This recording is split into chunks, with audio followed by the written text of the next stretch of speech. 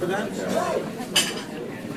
We haven't talked about that piece of mine in the best small fictions, right? No, we haven't. It's called They Fired Up the Laser.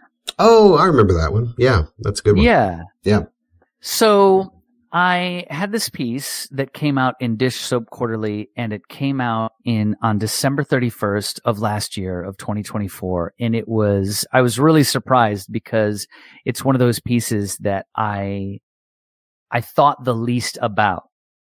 And I know that we've talked about it every now and then where sometimes it feels like you pine and you work and you restructure and you rewrite and you rewrite and you redraft and then you throw it all out and you start from the beginning again. And all of this thought that goes into these pieces. And my piece, They Fired Up the Laser, was accepted by Dish Soap Quarterly. And I can't honestly remember the circumstances surrounding my submission. I like to try and have something published once a month because that makes me feel like I'm doing the work, like I'm getting it out there. And so I don't remember what the circumstances were, but I obviously felt that was something that was kind of cool. I kind of liked the vibe of it. I wasn't thinking too much. Let me just put it out there and see what happens. And it got accepted and it got published. And then I got the notification about maybe 2 months ago that it was being included in Best Small Fictions. And the reason that I want to talk about that is because I'm not a very big person I don't like to wear it like a badge. You know what I mean? I don't like to carry the medal around. You know, everybody in New York City, of course, the day after the marathon, you know, they've got the medal. They're wearing their medal around their necks. Right. Well deserved.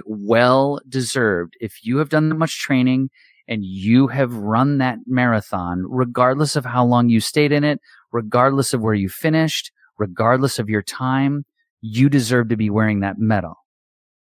But I kind of feel sometimes maybe 2 weeks after, all right, easy there. So anyway, I'm not one to really prop myself up in that regard. But the reason that I wanted to talk about it is because the first impulse I had when I received that email, well, let me say the first impulse I had after rereading the email about 3 or 4 times to understand exactly what was happening and that I was reading it correctly was, oh, that piece? I really, Art, felt like that's the one that made it into a Best Small Fictions because I see, that Best Small Fictions is to me, it feels like a legit thing in something that I never thought I was going to, at this stage in my writing career, be in, or even thought of, or even long-listed, or even anything. But here it was, published at the end of 2024, and without my even knowing that it was submitted somewhere, suddenly it's in this piece. And it really, really hit that kind of insecurity in me because I was like, but I didn't think about that one. I didn't work hard on that one. And so it makes me, and this is the reason that I'm talking about it, because I can't be the only person. We had a lovely conversation with Emily Rinkema, and she was talking about how sometimes, it's like if she wins an award, it's like, oh, maybe no one else entered the contest, And so for me, it's really difficult. The bad news is it's difficult because I'm like, am I overthinking all of these pieces that I love, that I'm working, that I'm spending so much time on, and I need to be less thinky? It really put me in a weird spot. Yeah. Well, just call them and tell them thanks, but no thanks. Just pull it. That's easy. You guys are wrong. This thing's a piece of, let me have that. Yeah. Back. I mean, you could 100% call me up to be like, what a jerk. You know what I'm saying? Just be happy. Just be accepting of it. Just think, really, really great. But, the bad news is that I seriously had a sort of wait a minute. No. I wasn't as proud, or it's almost as if it wasn't legitimate to me because I hadn't sweat through the process. Yeah, no, I get it.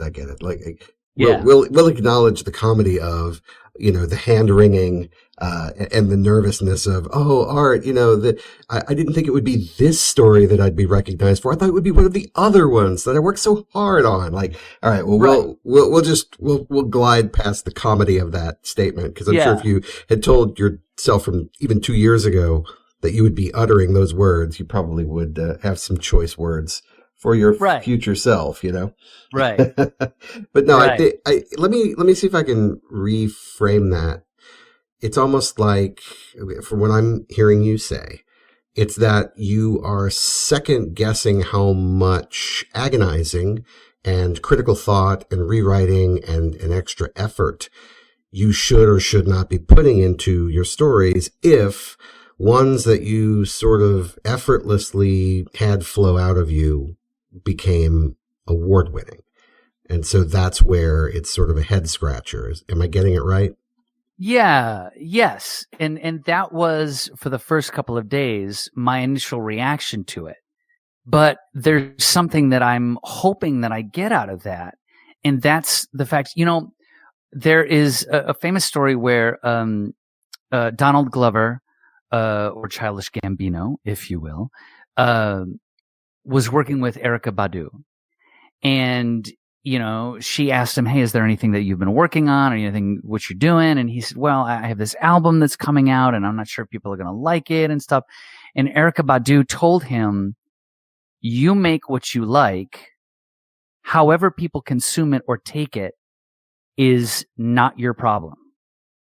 And the idea being that, someone might be listening to the album that you worked on while they're cleaning their toilet. Or, they might be reading the book that you wrote, while they're on the beach or while they're just babysitting and not paying, the kind of attention that we want to have people read our work for. And so in a way, what I'm hoping this does is to stop my incessant worry about how the piece is going to be perceived. So the bad news is I was like, oh, no. Are you sure this is not what I don't know? This isn't the piece. I have stuff that I really like, but someone else saw it and went, hey, you know what? That works in this other context.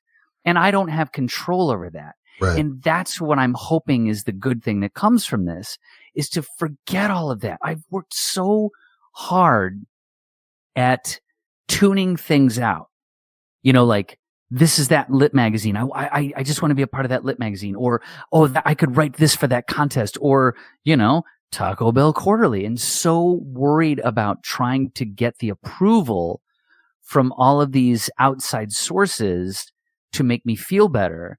And what I'm hoping this does is just slap me in the face and say, dude, seriously, just write what you like, or the Vonnegut Write for One Person. And don't worry about all that other stuff, That's kind of what I'm hoping. Yeah, and I mean, that's legit. Clearly, we've been saying that for a while, but it's easy to say something and not do it or not believe it deep down. But yeah, I mean, it's funny when you mentioned which story it was, because you're like, oh, it's the one that was in Dish Soap. And I'm like, I don't remember. You have too many publications, Tim. I can't keep track of all of these publications. So I said, what's the story about? And you said it's the one with the laser. And I'm like, oh yeah, that's a really good one. So, I mean, I couldn't tell you the story. I don't remember it in such detail that I can recount it, but I remember the feeling that I had after I read it, which was, that's really cool. And I want to read it again now that I know that it's going to be anthologized. Do you want to put it into the record? You don't have to. I'm just curious. Do you want to put it into the record? No, I think we could do it because, okay. I mean, to be honest with you, I don't even remember half of it. Yeah, and you wrote it. Yeah, and I wrote it. And right. I'm sure that happens with folks. Sure. But it's sort of like, yeah, let me pull it up here. Yeah, do that. Well, I'm remembering that in one of our refills, a while back, I had said something similar to what Erykah Badu had expressed, which is great. So I'm in good company. But it's the accident of alignment between what I'm writing and what other people want to read is impossible to predict. And so it's great advice to sort of write for yourself, or like you said, write for that one person, but just have a target that you can hit. and don't stress about the things that you can't control. I think it was Tom Landry, famous football coach of the Dallas Cowboys, who used to push this narrative of control the things that you can control, and the rest of it just sort of happens. So like, just control the things that you can control. So in my instance, for example, I am not writing as frequently as I should be if I'm serious about creating art and developing my skills as a writer, because I have a lot of professional writing that I'm doing, that I'm getting paid for, and it's crowding out my personal creative work. So that's a good problem to have, because I'm able to make money by writing, just not creative writing. It's more technical, but, so that's a nice problem to have, but it's also, my body is a ticking clock. At some point it will end. And I'm like, well, yeah, okay, I'm getting paid, but this isn't the stuff I'm going to be remembered for, if I'm remembered for anything. But this isn't the stuff that I kind of want to hang my hat on and go, see, I had potential. See, I could actually do it. So it's like, all right, well, you got to find the time. But anyway, I'd love it if you could read your story into the record. I think it would help our listeners kind of contextualize what story it is. Some of them may have actually seen it already, but if you could read it into the record, and then we can talk about it. Let's check it out here. All right. They fired up the laser, but they couldn't turn it off because of all the new science that made it work. So they knee-jerked a solution, which was to just point it up into the sky. And after a scrambled media frenzy about whether or not the International Space Station would maneuver around it in time, it did, the media frowned, and a really thin scratch across the moon, things settled down and everyone rerouted all the planes and put up speakers playing predatory sounds to warn the birds. And there was this sense of, okay, the great list of things to avoid updated. But pretty soon they had to build a wall around it because people kept trying to get to the laser, to touch it, I guess. And the wall got higher and higher as more and more people kept trying to get to it. And of course, it was easy to just shrug them off like the one does when those people that leap into the polar bear enclosure or just reach out to pet a moose in the woods. But the more time goes by, I think some people just don't understand how bad a thing can be. Like sometimes it must be nice to still believe there's a cartoon center to everything that couldn't possibly hurt. That is the first time I've read that since December. Yeah. It's really good. I mean, what I like about it, is it all one run-on sentence? It's one sentence, yes. Mm-hmm. Yeah. What I really like about it is that it continues to have conflict even as problems get solved. And so there's always something new that is kind of ratcheting up the interest, maybe not the tension, but the interest in the thing. And it's almost like in providing the solutions, you're sort of hinting at what the problems were that they were solving. So you're just kind of recapping all the things that people did to try to safeguard themselves against the thing that ultimately they couldn't stay away from, And I really like that. It's a good story. Yeah. I mean, I had a really nice time writing it, and it was just kind of one of those things where I get nervous. I think I get nervous because back when I worked at TGI Fridays, and this was back around the turn of the century when all of the flair was a thing, they would give you a wow pin for going a little bit above and beyond. Like, hey, what a great shift, everybody. Tim, really nice job. We're going to give you a wow pin because a customer said that you were very nice to them or something like that. But the thing was, there was this sort of knowledge that once you got one or two wow pins, you never got another one. And you were always expected to be the person who was going to go the extra mile, stay the extra hour, come in on that day off, or do those things because you were, you got a wow pin. You're one of the better ones. You're one of the better ones that we've got. And so my worry is that since I don't know the formula I used to get this published, nor the formula that makes it something that someone went, this deserves the accolade that it got, that I'm going to chase after that and recreate it. Does that make sense? It does, but I think it's unreasonable. And you shouldn't try to do that. Like, you didn't have a formula to begin with that you filled in cookie cutter style and got to the end that you wanted. You just started and then you finished. And you're like, yeah, that's good. And I'm sure you went back and edited a little bit, but like you started and you finished and you're like, well, that's good. There was no formula. So like, even if you tried to go back and reverse engineer it, Tim, All you'd be doing is a carbon copy of that story. And maybe you could publish that kind of thing, but you wouldn't be artistically fulfilled by it. So like you're setting up a false target to begin with. It's not something you're even going to try. So don't worry about it. I like how you were like, it's unreasonable, Tim. And then it's like, Art, you've known me for 30 years and you think that I'm capable of being unreasonable? Of being reasonable?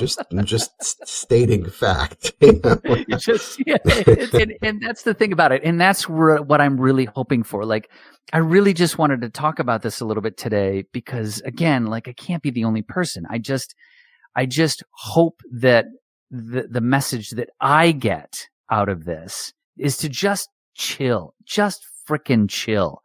Because I put so much into stuff. When there are magazines that I still sort of, regardless of how many publications, I'm still like, yeah, but if I don't get this one, there's no satisfying me. You know what I mean? I'll never be satisfied. Yeah, what a great song. What a great song by Living Colour. And that's what I wish, that I could just be like, oh, that's great. You know, that's wonderful. I mean, classically, I think you're overthinking it. The idea that you won't be satisfied is probably a good thing. As soon as you're satisfied, you're going to stop writing. So yeah, let's hope you're never satisfied. But within that, let's hope that you can celebrate the wins and be confident that they are intentional and that you deserve them. You know, like I think that's important because that is clearly a good story. And I don't know what your writing process was in creating it. It may have been one of those moments where the muse touched you and it sort of flowed out and you went back and you did a few tweaks and then you sent it off going, yeah, let's see. And it struck someone as profound and they said, I want that one. And then it was published. And then someone else came across it and said, that of everything that's been published this year in this category, that's one that belongs in this, pantheon of good. And so, but again, those are things you can't control. Who picks it up, who reads it, who likes it, who does something with it after you've written it. So the part of it that you controlled, you did very well. You created something cool and you put it out into the world. So just do that again, maybe 100 more times. Yeah. Like I'll just try to, I just got to be a little bit more like Erykah Badu. Yes. So say we all.